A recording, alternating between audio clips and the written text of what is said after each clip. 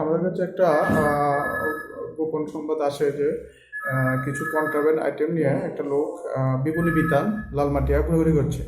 তো সেই হিসাবে আমরা আমরা আমি এবং স্টাফ এবং ওসি স্যার সবাই আমরা রেড করি এবং একটা পার্সনকে আমরা ডিটেন করি।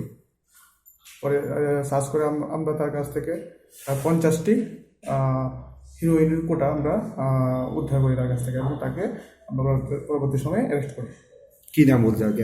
ওর নাম রবিউল হোসেন, ডাক নাম রুবেল, বাড়ি জয়নগর, আগরতলা। একই পাওয়া গেছে না সঙ্গে আরো? আমরা তদন্ত করে দেখছি, কিছু কিছু অনেক নাম উঠে আসছে, আমরা তদন্ত করছি এবং যারা যারা যুক্ত আমরা তাদের বিরুদ্ধে আমরা অ্যাকশন নেব। কি কি পাওয়া গেছে?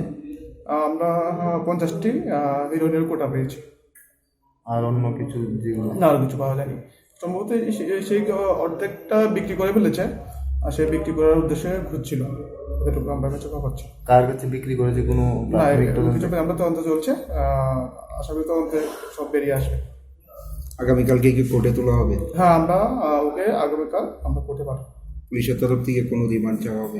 হ্যাঁ, পুলিশের মতো থাকবে, রিমান্ড প্রেয়ার করবো।